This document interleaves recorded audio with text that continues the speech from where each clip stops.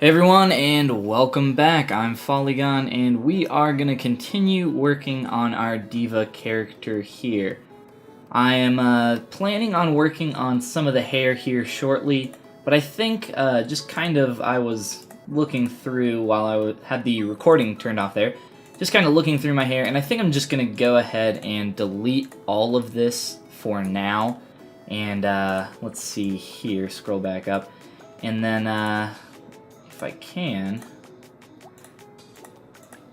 take a look at our new hair, or not our new hair, but the first hair that we created, blocked out, and work more with that. With this kind of hair, it's going to be a little bit harder to try to work with these pieces, as they already have kind of some form and shape here, and it is nice that they have these, but in my opinion, I would personally just rather have more control over all the parts and pieces.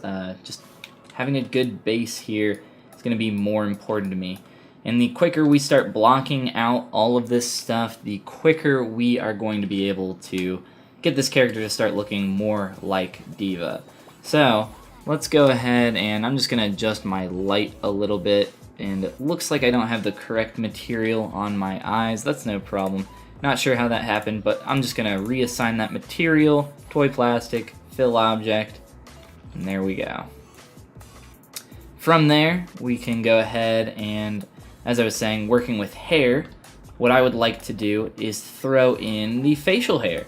And of course, D.Va doesn't have any facial hair, but she does have eyelashes and eyelids here, so we can throw our eyelashes and maybe tweak our eyebrows a little bit here, and then from there we can start messing with the hair a bit more. So zoom in here on my eyelids. What I'm gonna do for my top lash here, it's actually pretty simple. I'm just going to duplicate that and move it down. And with that, I mean, you can already see the effect that we're getting, but I'm just gonna throw on a skin shade for material on black and fill that. And that should get us a nice looking eyelash there. And you can even subdivide this piece if you want. We just moved it down, so we might want to tweak it a little bit, inflate it. We can play with this more, but that's just a very quick way. If you made your eyelids in the same way I did, where you have a separated piece here, makes it nice and easy to really get in there and just make an eyelash really quickly, or at least the basis and starting point for an eyelash. From here we can start to kind of get some actual lashes flowing out of here.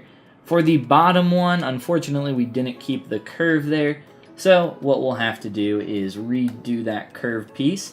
So I'm just going to duplicate my head, get rid of my subdivision levels. That's going to allow me to actually throw a curved tube on here, and making sure just everything works, and we can go ahead and start drawing that out. From here, this isn't exactly how we want, but it's probably good enough for our purposes.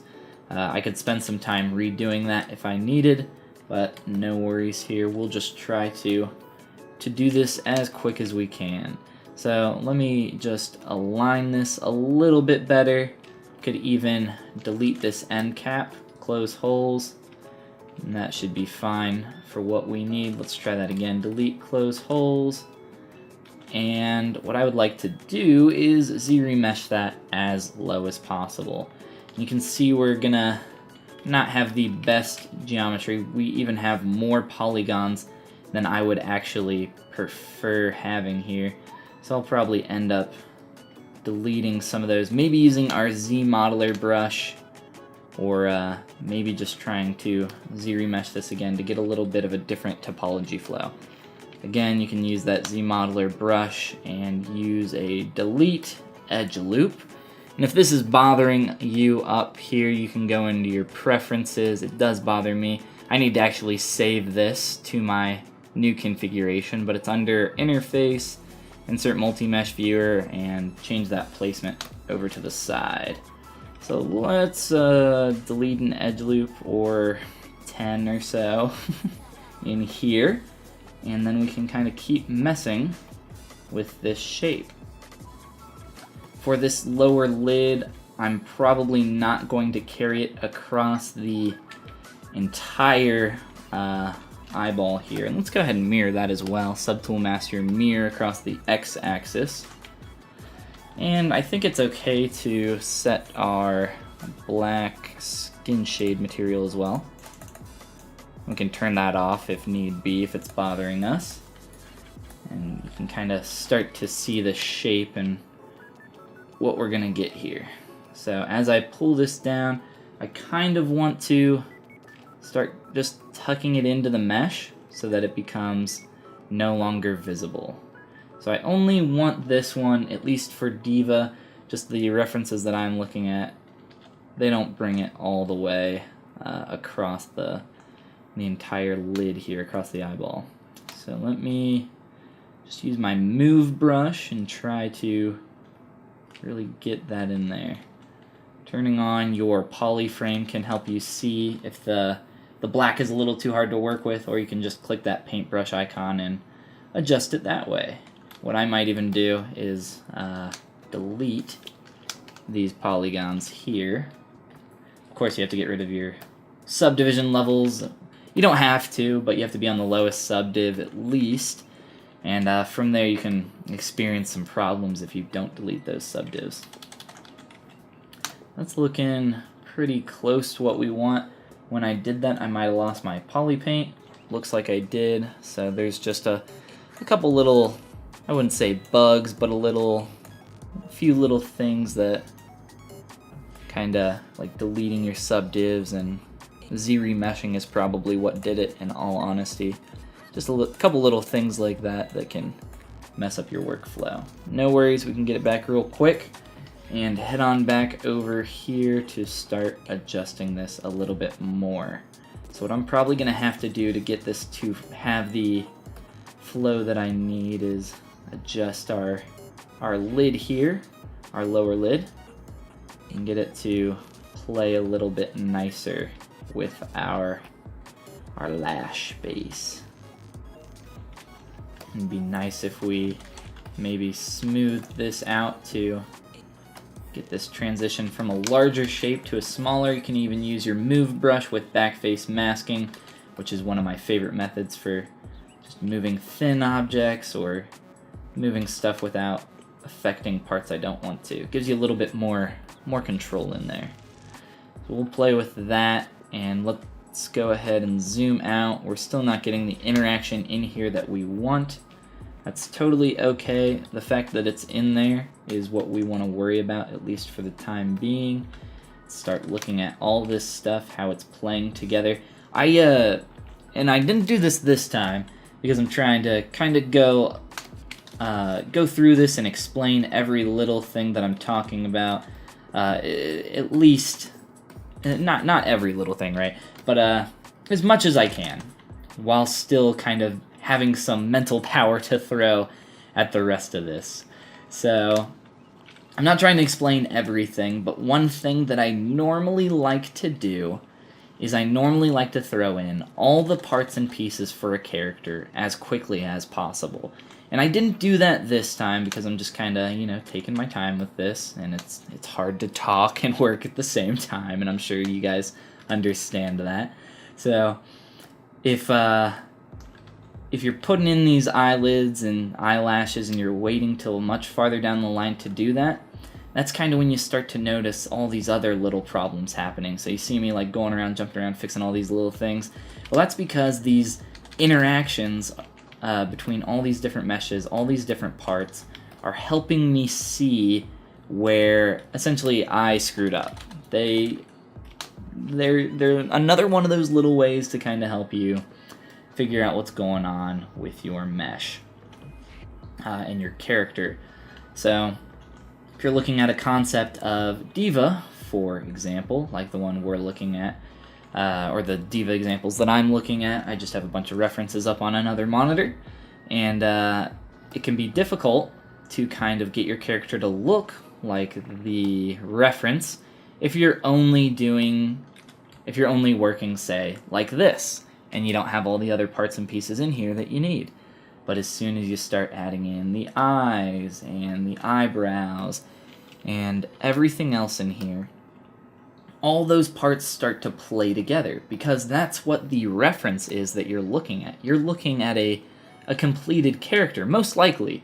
I am, and I'm sure if you're trying to sculpt D.Va, then you're probably looking at finished sculpts, or not sculpts, but 2D images, 2D concept art of the character, or maybe even the 3D assets from the actual game, which is a lot of what I have up, as well as some 2D reference. So all these finished parts and pieces are, what we're aiming for, but when we're only creating, say, the face, if you went into Photoshop and masked out all the parts and pieces of the 2D concept and left just the face in there, I mean, it's not going to look like D.Va, right? It's all the other elements that add to create that character.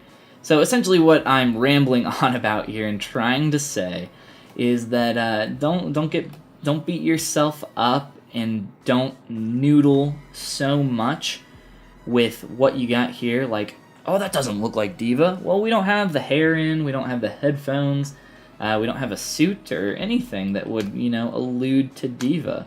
These are kind of the main characteristics of that character. Like, her face really isn't that special. It's not anything that a lot of other characters in Overwatch or other series don't have. I mean, there's not too much going on there, other than maybe the little, like, triangle paint things she has on her cheeks. So, I mean, even doing something like this, as you can, like, start to see, like, the more we add in, the more it's going to end up looking like that character. Keep playing with what you got, and don't be afraid to take it slow. We have a lot of work to do, and it's going to take some time. So let's, while I'm rambling on here, I'll take a look at these eyes. D.Va from the game has brown eyes, I believe, looking at this concept here, but what I would like to do instead is add a little bit of color in there, a little pizzazz. So let's go ahead and try and do that here real quick. I have released a video on how to paint eyes, so I won't exactly go over every little step-by-step process here that I'm going to do, but you can follow along if you want. Just trying to find a nice color that we can kind of base these eyes out with. It doesn't have to be the exact color that we end on. There are ways we can adjust this, change it if we need to. I would just like to go ahead and start playing around, getting some nice color in there. I think it adds to the character as a whole. Maybe start throwing in some darker purple in there, desaturate that quite a bit.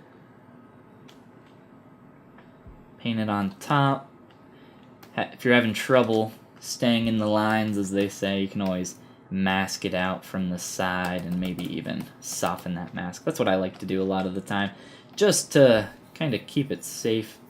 You don't have to, though. If I'm in a hurry, I definitely won't. And most of the time I feel like I'm in a hurry, right? To darken those, that gives it quite a bit of depth in character and will lighten the bottom. So I just press C to select that, and I'll move that up. And I have my RGB intensity very low here. And that's going to help a lot in getting that.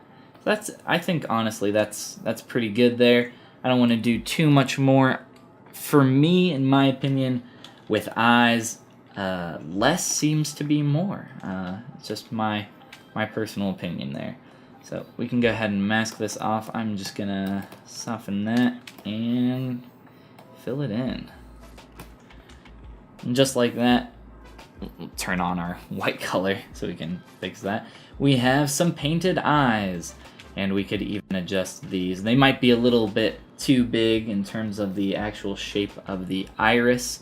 Typically for female characters, you want the top lid coming down to around the pupil here, and then we're talking about looking straight forward, of course, and then the lower lid kind of scraping the iris. So we're not too far off, but we can make some adjustments and changes if we would like. I'm going to leave them like this for now, and we'll continue to edit some more stuff in the next episode. And I will see you guys over there.